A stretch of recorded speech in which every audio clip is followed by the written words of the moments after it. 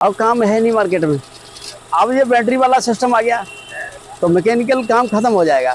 फिर company company है, company का एक नाम होता है, एक अच्छा भला जो होता है उसके पास वर्दी होती है, जो कुछ होता है। एक हम जैसे बैठे हैं, जैसा मिलता है वैसे पहन लेते हैं, ऐसे काम करके चले जाते हैं अपना। एक रिपोर्ट बताती है कि भारत में इलेक्ट्रिक वाहनों का बाजार बहुत तेजी से बढ़ रहा है। अकेले साल 2023 में 16 लाख इलेक्ट्रिक वाहन रजिस्टर हुए हैं, जो साल 2022 की तुलना में 42% अधिक हैं। भारत ने यह लक्ष्य रखा है कि साल 2030 तक कार बिक्री का 30% और दोपहिया वाहनों का 80% हिस्सा इलेक्ट्रिक वाहन होने चाहिए।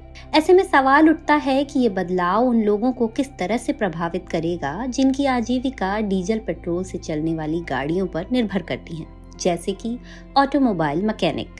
हमने दिल्ली में काम करने वाले कुछ ऑटोमोबाइल मैकेनिकों से बात की और उनसे ये जानने की कोशिश की कि ई वाहनों से जुड़े इस बदलाव को वो कैसे देखते हैं, इसके साथ चलने के लिए उन्हें खुद को किस तरह से बदलने की जरूरत है और आगे चलकर उनकी आजीविका पर इसका क्या असर देखने को मिल सकता है। जो 4 वर्कर काम कर रहे हैं उनमें बहुत बड़ा फर्क पड़ेगा। वो क्या करेंगे, इलेक्ट्रिशियन का काम रह जाएगा, वो भी बेचारा भूखों मरेगा, हम भी भूखों मरेंगे। ये जो सेंसर वाली गाड़ियाँ आ गई हैं उसकी वजह से फर्क तो छोटे जो हम जैसे वर्कशॉप हैं उनमें फर्क, जितने भी ईवी गाड़ियाँ हैं कोई भी नहीं आता, क्योंकि उनको उन्होंने बता रखा है कि एक तो वो उनकी गारंटी इतनी होती है ना कि अगर वो बाहर दिखा देंगे तो उनकी कंपनी बोलती है तुमने बाहर दिखा दिया, अब तो गारंटी खत्म हो गई। कंपनी में आप अगर भेजते हैं तो वहाँ पर करने वाला कोई और होता है, आपको समझाने वाला कोई और होता है, ट्राई करने वाला कोई और होता है। आप मुझे दे रहे हैं तो सारी जिम्मेदारी मेरी है। यहाँ मिले ज्यादातर मैकेनिक छोटी दुकानों में काम करते हैं। उन्होंने कोई औपचारिक पढ़ाई लिखाई नहीं की है और उन्होंने बहुत कम उम्र से ही गाड़ियाँ सुधारने का काम सीखना शुरू कर दिया था। पहले तो हम गाड़ियों को अपने हाथ से रिपेयर करते थे। कोई भी पार्ट खराब हो जाता था उसको बदलने से ज़्यादा पहले जो एम्बेसडर Fiat वगैरह होती थी वो उसमें जैसे सस्पेंशन करते थे। शहरों में काम कर रहे ज्यादातर मैकेनिकों के लिए ई वाहनों से जुड़ा ये बदलाव न केवल नई तरह के टूल्स और कार सिस्टम सीखने तक सीमित हैं, बल्कि उन्हें ये डर भी है कि उनका कौशल अब बेकार हो जाएगा। अच्छा, कभी कभी क्या होता है कि वो सेंसरों के हिसाब से हमें पता नहीं लग पाता है कि कौन सा, मतलब ये गाड़ी अगर मिसिंग कर रही है तो कौन सा सेंसर खराब है या किस वजह से है। उसको चेक करने के लिए हमें स्कैनर वाले को बुलाना पड़ता है। वो स्कैन करता है, फिर वो बताता है, फिर जाके वो हम उसको चेंज करते हैं। तो हमारे पास इतना वो नहीं है कि हम अपने पास स्कैनर रखें, या हम इतने मतलब जानकारी नहीं है उसकी, इसलिए स्कैनर वाले को हमें बुलाना। परंपरागत वाहनों में जहां मैकेनिकल कुशलताओं की जरूरत होती है, वहीं ई वाहनों में इलेक्ट्रिक और सॉफ्टवेयर सिस्टम भी होते हैं। कार स्कैनर्स, डायग्नोस्टिक एप्स और ऑटोमेटेड सिस्टम अब गाड़ियां सुधारने के काम का महत्वपूर्ण हिस्सा बन चुके हैं और इसके लिए मैकेनिकों को किसी बाहरी जानकार पर निर्भर रहना पड़ता है। अगर हमने जोर से कहीं हथौड़ा भी मार दिया तो वो कौन सा सेंसर टूट गया या वो हो गया है उसका पता नहीं लग पाता है। वो जिस खराबी के लिए आया हुआ है वो तो ठीक हो जाती है, लेकिन उसमें एक नई खराबी आ जाती है जिसका हमें पता ही नहीं लग पाता। इसलिए हमें फिर वो स्कैनर के पास जा करके फिर वो स्कैनर वाला जो कहता है उसकी हमें भी माननी पड़ती है। अभी हमें कोई ऐसा ट्रेनिंग के लिए भी नहीं आया है कोई हमारे पास में कि ईवी की आप ट्रेनिंग ले लो गाड़ी की। तो अभी यहाँ के मैकेनिक्स को भी नहीं पता कि उसमें कोई अगर फ्यूचर में कोई प्रॉब्लम आ जाए, कोई रास्ते में परेशान हो जाए, तो हमारे लोगों को किसी को भी ट्रेनिंग नहीं है। 90% लोग विदाउट उसके काम करते हैं, अपने दिमाग से काम कर रहे हैं। अब ये इलेक्ट्रिसिटी का फॉल्ट रह जाएगा तो ये आने वाले समय, अभी तो अच्छी है, अभी तो लग रही है कि अच्छी है गाड़ी, पॉल्यूशन कम है, इनके चक्कर है ये पॉल्यूशन कम है। अगर मैं मथुरा जा रहा हूँ, मथुरा से लौट के आया, रास्ते में बैटरी खत्म हो गई, ना मेरे जेब में 50,000 रुपया होगा, ना बैटरी लगवा पाऊंगा वहाँ, और क्रेन से भी लाऊंगा तो वहाँ 10,000 रुपया क्रेन के दूंगा, मेरे को कोई बेनिफिट नहीं।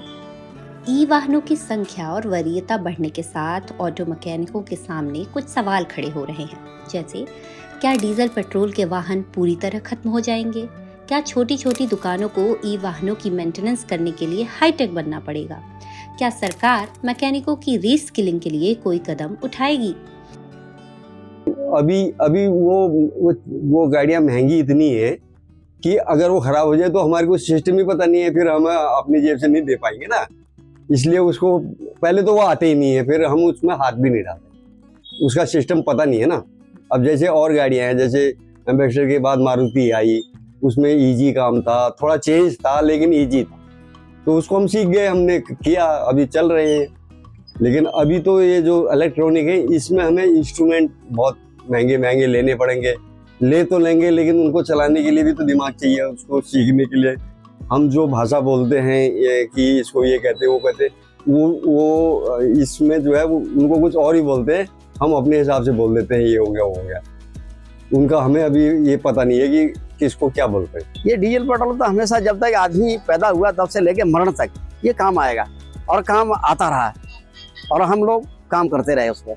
अब इसको ये खत्म करने जा रहे हैं, पेट्रोल ही खत्म करने जा रहे हैं। पेट्रोल इतना महंगा कर दिया इन्होंने, क्या करेंगे।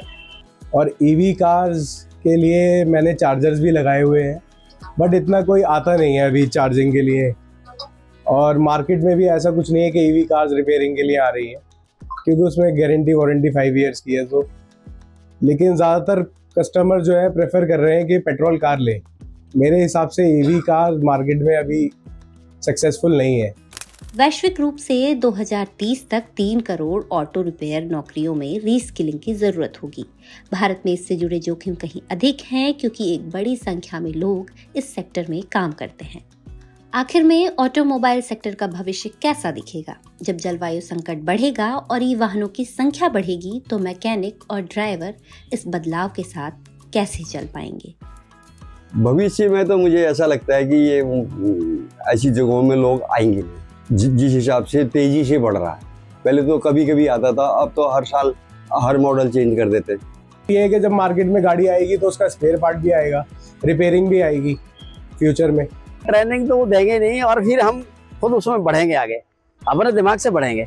हम अपने दिमाग से बढ़ेंगे। कंपनियां ये चाह रही है कि प्राइवेटाइजेशन जितना भी है वो ख़त्म कर देंगे। हम जैसे मजदूरों को वो बिल्कुल साफ करना चाहते हैं। लेकिन हम जितने भी हमारे संगठन मजदूर हैं, जितने सवेरे 8 बजे से लेकर और 10 बजे तक रात के काम करते हैं, हमने भी एक आपस में इकट्ठा ये कर रखा है, दिमाग में लगा रखा है कि हम उनका बिगड़ देखें हम काम करेंगे और हम कामयाब होंगे।